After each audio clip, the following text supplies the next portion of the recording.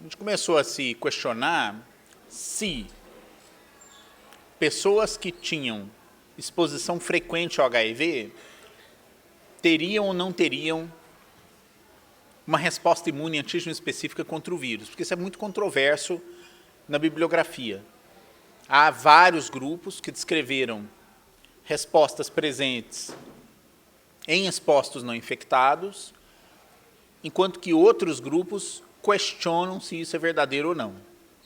Então, como a gente tinha um número muito grande de participantes que eram expostos frequentemente ao HIV por relações sexuais desprotegidas, a gente se perguntou se não seria o caso nesses indivíduos. Então, antes de falar sobre isso, eu vou só fazer uma rápida revisão da proteção ao HIV. Então, a susceptibilidade à infecção pelo HIV varia muito. Então, depois de uma exposição, tem algumas pessoas que pegam HIV e outros não. Então, um exemplo claro de resistência à infecção pelo HIV são aqueles indivíduos que têm aquela mutação delta 32 no gene CCR5. Então, o gene CCR5 ele não é expresso na superfície das células se essa mutação está em homozigose, nos dois alelos, e a pessoa praticamente não infecta pelo HIV, ele é totalmente resistente. Enquanto que depois da pessoa pegar, algumas pessoas têm evolução para AIDS e outras não necessariamente. O exemplo principal seria aqueles controladores de elite, que são indivíduos que controlam o vírus, a multiplicação do vírus espontaneamente, para níveis às vezes indetectáveis, e não desenvolvem doença. Muito provavelmente isso está relacionado ao HLA-B57, mas a alguns outros fatores que a gente desconhece. Então a gente tem a genética do hospedeiro, o desenvolvimento de uma resposta imune, uma variação do vírus infectante e fatores ambientais que provavelmente interferem nesse processo. Mas vamos dar um passo atrás e revisar aqueles momentos iniciais da infecção pelo HIV. Então foi o assunto da discussão na pergunta da aula do Alexandre. O vírus ele entra em contato com a mucosa da pessoa e ele, poucas horas depois, ele já atravessou a mucosa, está na submucosa. Lá ele encontra células dendríticas. Essas células dendríticas têm receptores na sua superfície que grudam no vírus. O mais famoso deles é aquele DC-SINE, mas também CCR5 e CD4. Há muita controvérsia se a célula dendrítica é ou não infectada pelo HIV.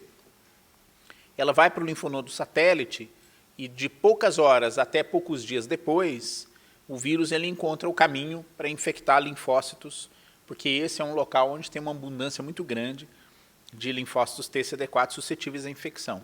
Então, passado esse momento aqui, já a infecção aparentemente é irreversível. Mas você teria uma janela aqui, onde a infecção, ela começando a se estabelecer na mucosa, que não necessariamente ela pode se transformar numa infecção finalmente estabelecida. Essa é a base da PEP. Então, se você entra com PEP até 3 dias depois, a gente pode ainda pegar o fim dessa janela aqui e proteger a infecção. Então, o que a gente se perguntou é o seguinte: será que, se a gente estudar pessoas que tenham sido expostas ao HIV, mesmo antes de estabelecida a infecção, se isso é suficiente ou não para desenvolvimento de uma resposta imune antígeno específica? Então, para isso, pegou-se os voluntários do IPREX, que eu já mencionei na primeira aula, que foram 2.500 participantes em vários centros no mundo inteiro.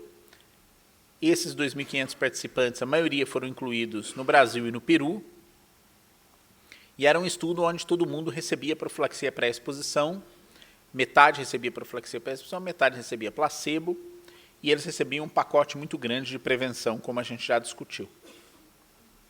Todo mundo era testado mensalmente, então a gente tinha o aconselhamento pré e pós-exposição, distribuía camisinhas, fazia teste e tratamento de doenças sexualmente transmissíveis, tratava os parceiros sexuais que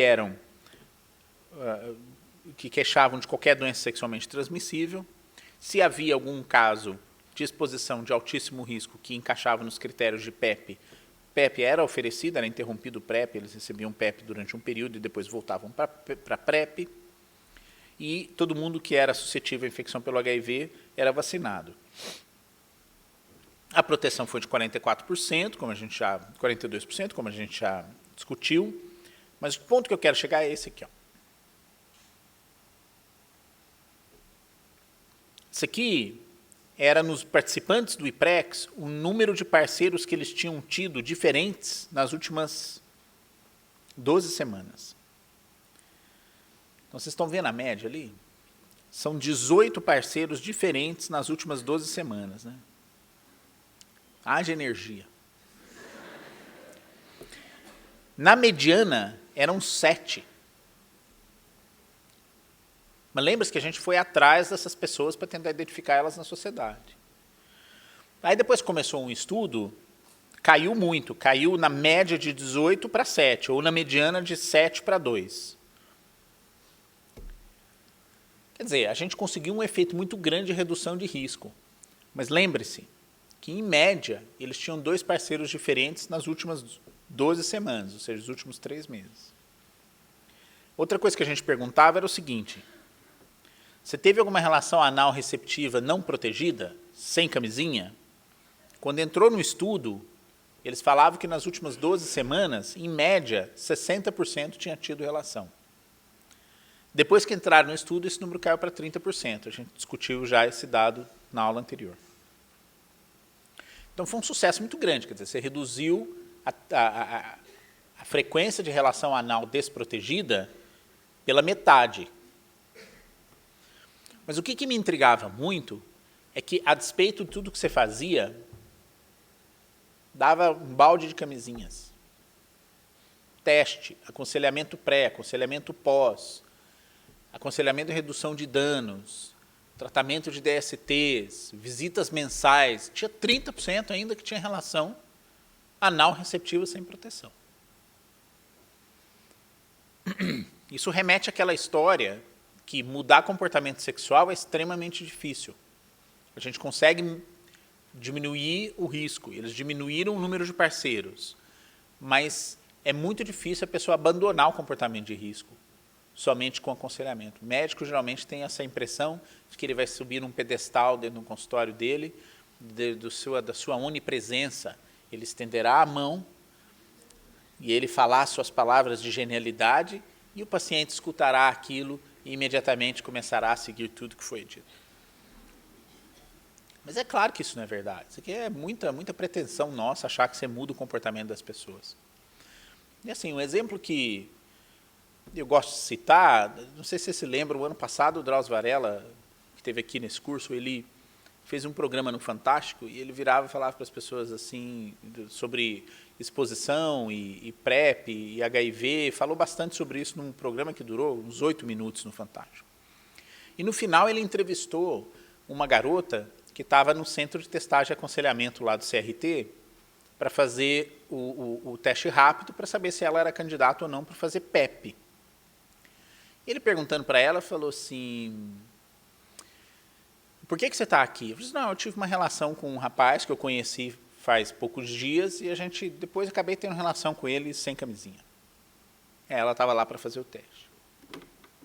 Falou: mas por que você se interessou por fazer o teste de infecção pelo HIV? Ele falou assim: não, teve um caso de HIV na minha família, por isso que eu sempre tive um pouco de medo e por isso que eu estou aqui. Ele falou assim: quem que foi? Só minha mãe morreu de AIDS nos meus braços. Aí eu vi aquilo e eu fico me perguntando, existe uma motivação maior para você fazer prevenção do que sua mãe morrer nos seus braços com AIDS? E mesmo assim ela foi lá e fez teve uma relação sexual sem proteção. Se ela fez isso, imagine quem que não passou por isso. Isso lembra para a gente que sexo é uma das coisas mais essenciais no instinto humano. E a gente achar que vai conseguir controlar o impulso sexual das pessoas é uma tolice. Eu acho que a gente tem que aprender que isso existe, que as pessoas fazem sexo do jeito que elas mais gostam. A gente tem que tentar reduzir o risco que elas passam quando fazem sexo, mas querer que elas deixem de fazer, ou querer que elas tenham todos os cuidados que a gente gostaria na hora que elas estão tendo relações sexuais, é uma coisa, no meu ponto de vista, inatingível.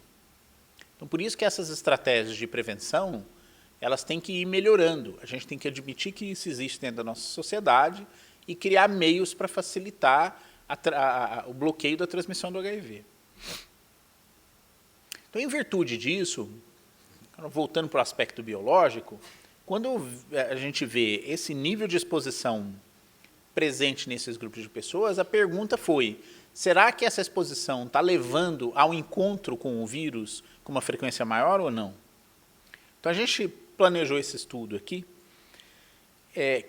esse slide está um pouquinho complicado, mas é importante para a gente entender qual que foi o desenho experimental. Então, nós temos 2.500 participantes, 1.248 receberam placebo e 1.251 receberam a lamivudina e o tenofovir. Nessas pessoas, teve uma turma que se infectou, tá certo? E na primeira leva de análise, a gente teve 100 casos de infecção. Nesses 100 casos de infecção, nós resolvemos pegar todos eles, mas pegar a amostra não depois dele ter se infectado, a amostra logo antes dele ter se infectado. Então, ele era negativo, e a gente sabe que ele vai ser um infectado na próxima visita. Então, pegamos uma amostra pré-infecção. E fizemos um pareamento com 600 outras amostras de outros voluntários que tinham sido seguidos pelo mesmo período que tinham níveis semelhantes de exposição sexual. Então, a nossa ideia foi comparar os soroconvertores com os controles expostos não infectados para saber se havia diferença em resposta imune.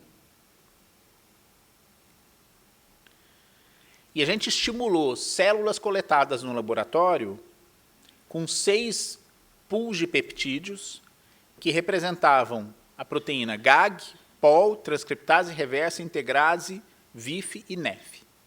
Então, esses eram os pools de peptídeos, as regiões que eles tinham no vírus, os números de lote, essas coisas, e a gente fez uma técnica chamada ELISpot. Vocês lembram de que é isso? ELISpot é o seguinte, você pega as células mononucleares de sangue periférico que foram congeladas em nitrogênio líquido, a gente descongela e coloca num pocinho assim, uma placa de 96 orifícios. Aí a gente estimula ou só com soro e vê ou com outro estímulo qualquer. Se a célula produz interferon gama, esse pocinho no fundo tem esse papel branco, que é uma nitrocelulose. Essa nitrocelulose ela tem anticorpos anti-interferon gama. Então, se a célula produziu, num determinado ponto, interferon gama, aí o interferon vai colando no anti-interferon gama, você lava a célula fora, vem com um anticorpo secundário que dá uma cor azul. Então, olha aqui um exemplo de uma condição onde está a célula só corada só estimulada com soro, quer dizer, com meio de cultura, então não tem nada. Então, você praticamente não vê pontos de interferon gama aqui, tá vendo? Agora, essas células aqui são da mesma pessoa, do mesmo dia, só que elas foram estimuladas com fitohemaglutinina. Fitohemaglutinina é uma substância que estimula a célula loucamente a produzir qualquer coisa. Então, é o que a gente chama de mitógeno. Ela estimula a célula absurdamente. Então, você vê esse monte de pontinhos aí. Então, cada lugar que tem um pontinho desse azul tem uma célula produzindo interferon gama. CEF é citomegalo, Epstein-Barr e influenza. São peptídeos desses 3 vírus que a maioria de nós já vimos. Então, aqui a gente consegue ver vários pontinhos. Então, cada pontinho desses aqui é uma célula que produziu interferon gama naquele lugar. Então, aqui é um controle negativo, aqui é um controle super positivo, mas totalmente inespecífico, e aqui é um controle positivo específico para outros vírus quaisquer. E depois a gente usou aqueles 6 misturas de peptídeos derivados das diferentes proteínas do HIV, GAG, POL, transcriptase reversa, integrase, VIF e NEF. Então, aqui tem 3 indivíduos, tudo é feito em duplicatas, entendeu? Então, tem o indivíduo A1, que eu vou chamar assim, 2 e 3, tudo feito em duplicata. Então, vamos ver alguns exemplos aqui. Olha. Aqui Vocês estão vendo que a produção constitutiva está zero, né? Não tem nada praticamente. E a produção, os controles positivos, eles estão funcionando bem. Aqui, olha um exemplo. Olha, esse indivíduo aqui teve uma resposta contra antígenos da transcriptase reversa. Estão vendo ali? Esse aqui também teve da transcriptase reversa. Esse parece ter tido contra VIF. Está vendo? Esse teve contra NEF. Esse teve contra NEF. Está vendo que essa placa aqui, alguém mexeu nela, as células foram tudo para um lado só. Aí ficou tudo concentradinho no lado. Alguém abriu essa incubadora, provavelmente, que isso fica mais ou menos 18 horas, né, até produzir interferon gama. Então, isso aqui é o resultado de um ELISpot. Então, a nossa ideia era perguntar, será que essas pessoas, mesmo antes da infecção, ou que não se infectaram, têm resposta contra essas proteínas ou não? Então, no final das contas, depois de excluir os que não deram certo, etc., a gente sobrou com 84 casos de pessoas que iam se infectar depois, versus 413 de pessoas que não iam se infectar depois. Será que tinha resposta detectada ou não? Então, vamos ver os dados? Isso aqui é a resposta contra todos as 6 proteínas que a gente testou do HIV, somadas.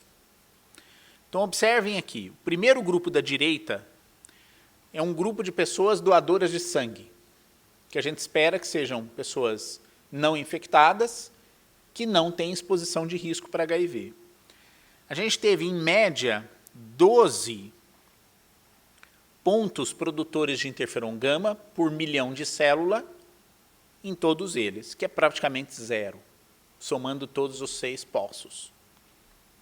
Quando a gente pegou os indivíduos que iam se infectar, a gente percebeu que tinha 109 células produtoras de interferon gama por milhão. E quando a gente analisou os expostos que não se infectaram, a gente encontrou 246. O que isso provavelmente está dizendo para a gente? Que, sem dúvida, comparando esses expostos que não se infectaram com os outros 2 grupos, a gente detecta uma resposta imune celular antígeno específica muito maior nesse grupo. Por que isso passava desapercebido em outros estudos?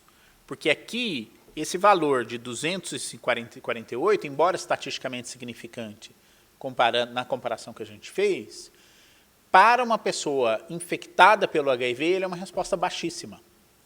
Você pega uma pessoa infectada pelo HIV, você vê milhares de pontos. Aqui a gente está vendo uma quantidade bem menor, mas estatisticamente significante. E por que a gente acha que a gente tem números definitivos para responder que essa resposta existe? Porque todos os outros estudos publicados até hoje trabalharam com 10 pessoas, 20, 30. Aqui nós temos 481 num grupo de expostos não infectados, versus 84 em quem se infectou, versus um número representativo de não infectados. Certo? Não expostos, quer dizer. Quando a gente quebra por tipo de antígeno que a gente usou, então vocês se lembram, a gente usou GAG, protease, transcriptase reversa, integrase, VIF e NEF. A gente vê que a diferença está presente para todos eles, quando a gente compara os expostos não infectados versus aqueles que vão se infectar. E essa diferença é muito grande, especialmente para um desses genes, dessas proteínas chamada VIF. A gente tem uma resposta bastante grande aqui. Para todos eles, a diferença foi favorável a uma resposta maior em quem não vai se infectar, exceto para a protease. A protease não deu significância. Pelo contrário, sugere até que a resposta é maior em quem vai acabar se infectando. Depois a gente pode discutir um pouco mais sobre isso. O que a gente fez em seguida foi, primeiro, verificar qual que é a frequência dessa resposta nos indivíduos. Então, olhem só. Esses são os expostos não infectados.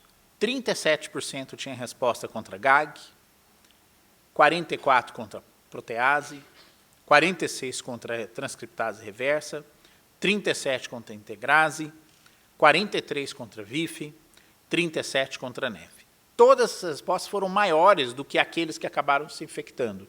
A exceção foi para a protease. Aqui, ó. Mas ao a gente colocar tudo isso junto, conseguimos perceber que a resposta estava presente para qualquer um dessas seis proteínas em 72% desses indivíduos expostos que não se infectaram e 63% dos indivíduos que acabaram se infectando depois. O que sugere que existe uma relação entre o risco de infecção inversamente proporcional à presença da resposta. E essa relação ela é muito mais exuberante na resposta que a gente detecta contra o VIF comparado com os outros. Quando a gente mensura o número de peptídeos reconhecidos por cada um desses indivíduos, a gente percebe que aqueles que reconheceram nenhum dos 6, a maioria deles vão acabar se infectando depois. Mas na medida que você vai andando e vendo, aumentando a quantidade de reconhecimento para cada uma dessas 6 proteínas, essa relação vai se invertendo e ela se torna maior naqueles indivíduos que estão expostos, mas não se infectaram. E o risco relacionado de infecção para quem tem resposta a 3 ou mais pool de peptídeos, praticamente zero nesse grupo de pessoas. Quando a gente analisou a resposta antígeno específica pelo ELISpot versus a pessoa está no braço placebo ou no braço com entristabina tenofovir, não teve relação alguma. Então, aparentemente, o uso da profilaxia pré-exposição não tem interferência nessa resposta. O que nos faz suspeitar que esse encontro do antígeno com o hospedeiro, ele se dá até mesmo nas fases mais precoces da exposição ao vírus. Deve acontecer na mucosa e submucosa, já ser suficiente para induzir algum tipo de resposta. Em algumas dessas pessoas, em vez de fazer só o ELISpot, a gente fez um ensaio de produção de citocinas. Então, aqui é um exemplo, a gente identifica então, onde estão os linfócitos T, acha os linfócitos T aqui também nesse gráfico e a presença de uma produção de interferon gama antígeno específica e verifica que essas células antígeno específicas, a maioria delas, que a gente teve a oportunidade de analisar, são células TCD8. E quando a gente analisa para vários dos casos que a gente fez, deu para perceber que essa resposta é de células TCD8, principalmente linfócitos de memória efetores. Tá certo? O que sugere que, muito possivelmente, essa resposta antígeno específica ela deve ser direcionada por linfócitos T, mas a gente não tem certeza absoluta se outras células que também estão produzindo interferon gama são de outra natureza. Então, a gente foi capaz de detectar uma resposta imune antígeno específica em expostos não infectados. Eu acho que esses resultados, eles acabam que selam essa dúvida de que essa resposta existe. Ela é em menor grau, mas ela existe. A resposta foi mais frequente em quem acabou não se infectando pelo HIV. E a presença de resposta contra VIF e contra integrase foram aquelas mais relacionadas à não infecção pelo HIV. E, curiosamente, a resposta à protease foi mais frequente naqueles indivíduos que acabaram se infectando depois. Aqui a gente pode até retomar aquela discussão que a protease ela é uma proteína produzida na fase tardia do ciclo replicativo, e talvez isso seja um indício de que essas pessoas já tivessem começando a estabelecer a infecção pelo HIV no momento que foram testadas. Quanto mais respostas contra diferentes peptídeos, maior a chance da pessoa não se infectar. Não teve interferência do PrEP, e é possível que essa resposta ela seja um marcador, portanto. Agora, significa que essa resposta talvez esteja protegendo essas pessoas ou não? Ou simplesmente signifique que essa resposta ela é um marcador de exposição. Tá certo? Então, ele não significa que a gente não pode concluir daqui que a resposta está protegendo as pessoas. Mas pode significar que ela seja um marcador de exposição significativo. Se vocês lembrarem do número total, 73% dos participantes do IPREC tinham resposta detectável. Então, o que eu acho que está acontecendo nessas pessoas é que o contato com o antígeno ele é muito mais frequente do que a gente imagina. Essa exposição ao antígeno, a maioria delas, a exposição ao HIV na mucosa, provavelmente não resulte numa infecção estabelecida. Uma minoria, sim, passa desse estágio de infecção no nível da mucosa e estabelece uma infecção depois. O que a gente ainda não tem como responder é quão durável é essa resposta. A gente não sabe se essa citocina tem alguma outra citocina que pode ser mais sensível nesse processo de detecção. A gente está tentando mapear essa resposta para ver se ela é restrita ao HLA da pessoa. E o ideal seria, e vários grupos já estão fazendo isso nesse momento, verificar se a gente tem alguma evidência do linfócito na mucosa estar atuando diretamente contra o HIV em pessoas que ainda não se infectaram. Para isso, a gente teria que pegar células de mucosa dessas pessoas. Certo?